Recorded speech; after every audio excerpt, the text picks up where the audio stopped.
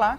No Tirando de Letra de hoje, mais uma vez aqui no Café Senhoritas, na 408 Norte, eu recebo uma dose de humor e alegria na figura do Roberto Clotes, que escreveu uma saga, digamos assim, né? A história começa com você com cara crachá, vamos ver se a ordem é essa mesmo, depois você resolve caminhar e depois você resolve cozinhar.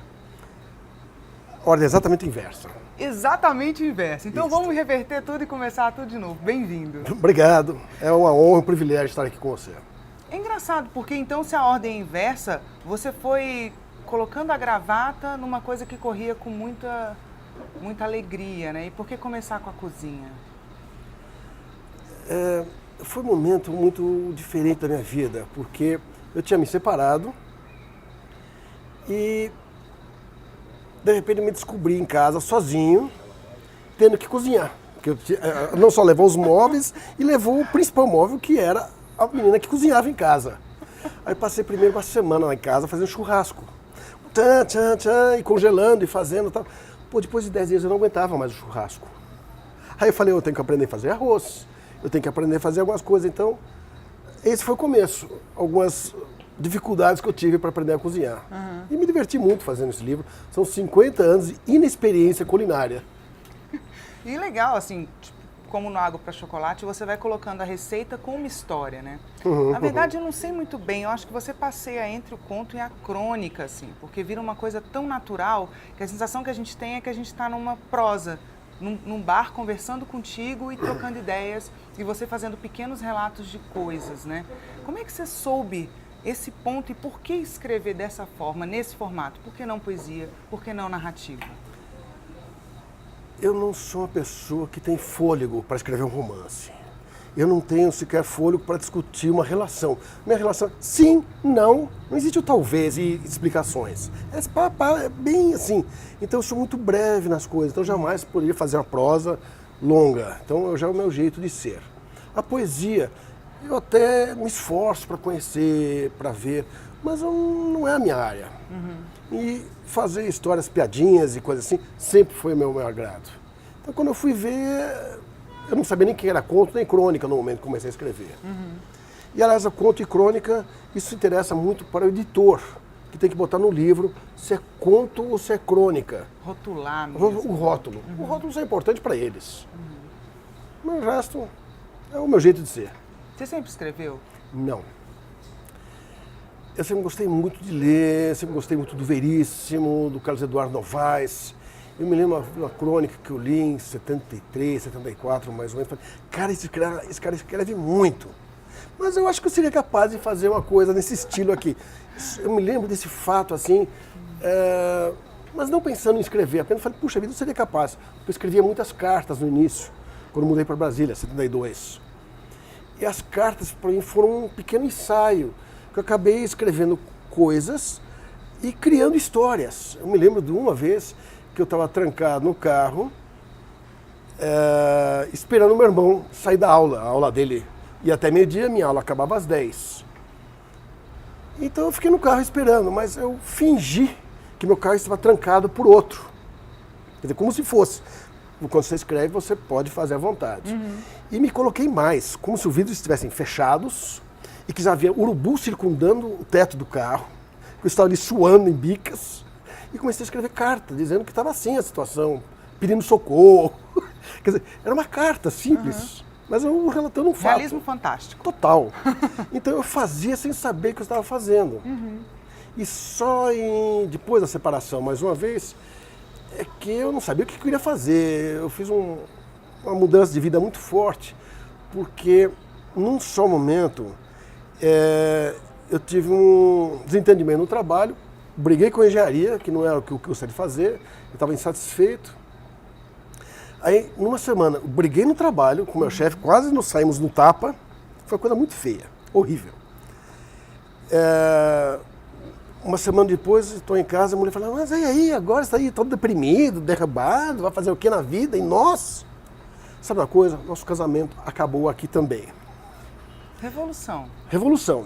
E mais uns dias eu parei de fumar.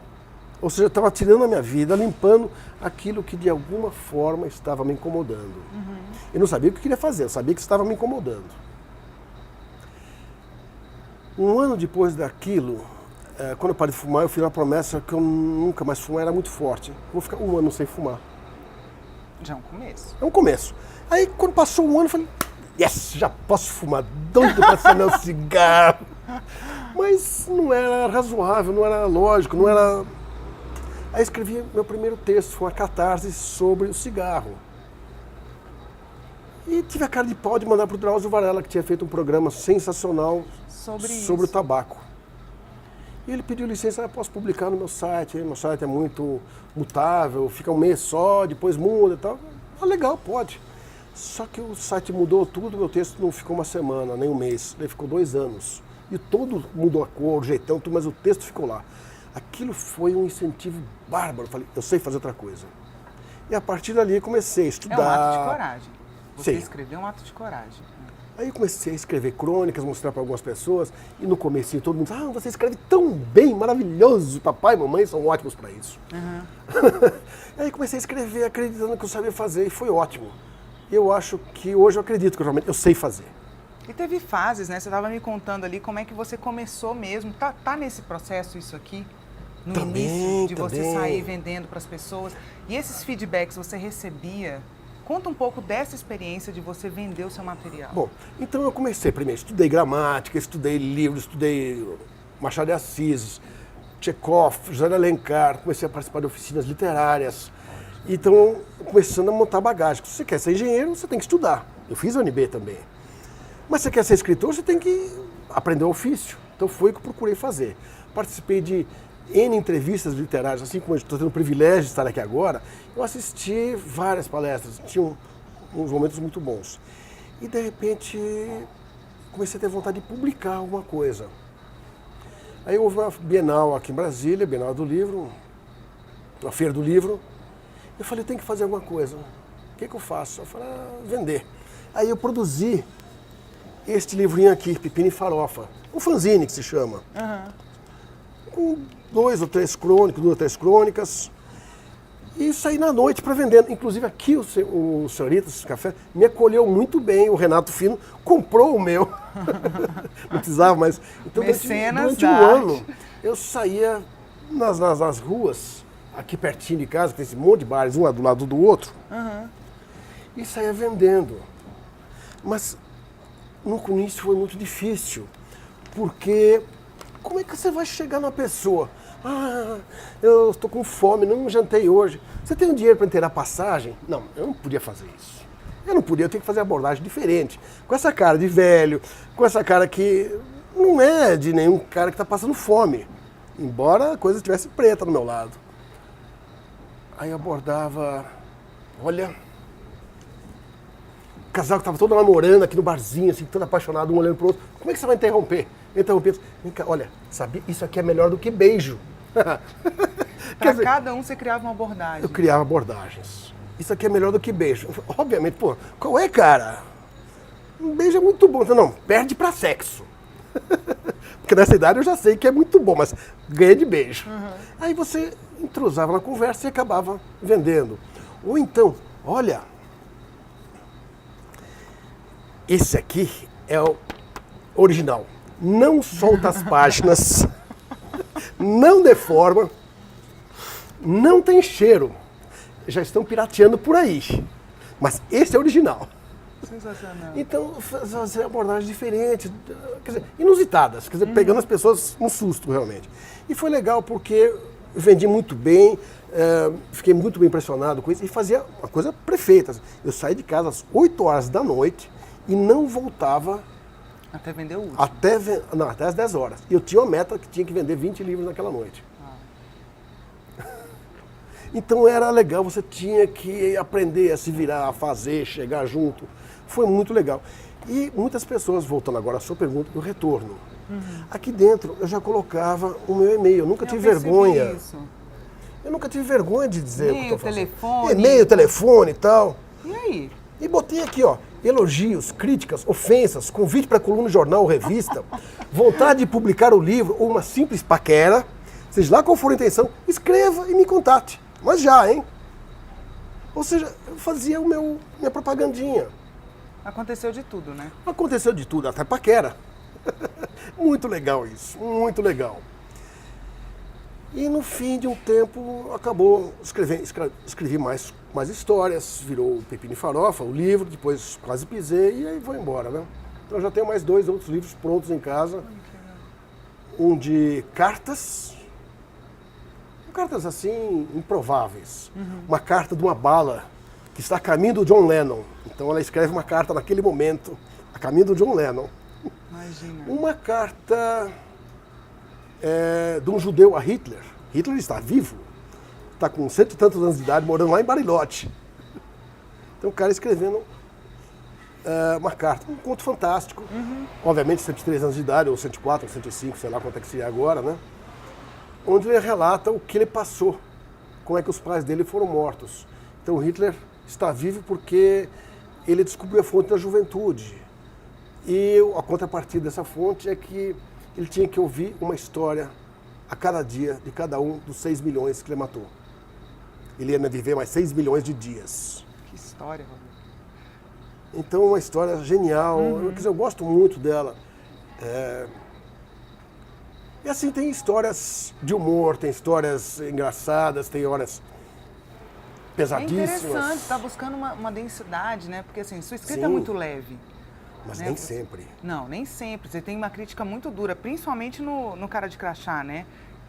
Mas assim, é gostoso demais te ler, porque você vai fazendo, ao mesmo tempo que você faz uma escrita suave, você fala um pouco de si e revela um pouco de sujeitos ali do cotidiano, de pessoas. Lógico. Né? Sentimentos, encontros e comida. Então, como é que você fez essa... A ideia era ter uma trilogia? Como é que você foi traçando esse caminho aqui? É uma trilogia. É uma trilogia, de fato ela é. Quando eu fiz... Você me perguntou qual foi o primeiro. De verdade mesmo, o que eu escrevi primeiro foi esse. Mas eu só publiquei. Na hora de publicar, aconteceu o inverso. Porque aqui eu não tinha as histórias todas que dessem um livro. Então aqui, de fato, foi o primeiro. Onde eu conto coisas... Eu faço muita ironia de coisas que acontecem no trabalho. Mas o cara do cafezinho, a hora do parabéns toda sexta-feira. Mas tudo isso numa forma diferenciada. Eu gosto de uma história, por exemplo, que eu coloco o drama de uma simples instalação de um ar-condicionado. Qual é o drama que pode acontecer? Não, a regulagem da temperatura. Porque afinal, as mulheres querem a coisa mais aconchegante, sabe? Os homens reclamam, não, eles querem coisa assim, que inclusive, imagina só, aquela mulher que estava toda com decote maravilhoso, de repente está se agasalhando. Não, os homens querem ar-condicionado desligado. Então são sempre buscando um lado engraçado das coisas, né? Uma crítica com humor, né? Sem dúvida. É assim, a tua escrita é assim? É assim. Porque tem aqui, por exemplo, no Quase Pisei, tem uma história que também eu acho fortíssima, é uma história que você falou densa. Ela é uma história quase de terror, se for pensar bem. Mas como ela está num contexto de humor, as pessoas sequer percebem o quanto essa história é pesada. Qual delas? Agora eu fiquei curioso. É uma em que o protagonista, eu sempre escrevo na primeira pessoa. Isso. Que é uma forma de parecer que é mais verdade, né? Então o protagonista, ele vai caminhar e no caminho para caminhar no Eixão, que são todas colocadas em Brasília, ele vê uma mulher, fazendo uma fogueirinha cedinho da manhã. Aí ele sai e o que será que aquela mulher estava fazendo? Será que ela estava queimando papéis, cartas de amor, poemas, fotografia do marido que morreu, receitas culinárias, mandando receitas lá para cima, para ele lá em cima. E vai contando a história, pensando, e vai, no começo, vai no crescente. Primeiro coisas bem líricas, amorosas, e no fundo pensando, será que ela está queimando cartas de amor do amante? Será que os filhos não podem saber disso? Será que está a verdade, que os filhos são produto de um amor fora do casamento? E aí no fim ele vai lá e confessa, pois é, seu delegado, foi aí que o senhor me pegou com esse crânio fumegante nas mãos. Sensacional. E é um desfecho. Você tem muito desfecho que dá uma reviravolta assim, né? Isso. As coisas mudam muito de figura. Por isso que você não pode sair daí. Fica aí que no próximo bloco a gente vai falar mais um pouco. Eu vou pôr o Roberto numa saia justa. Ele vai ler um pouco do trabalho dele para você. Até já.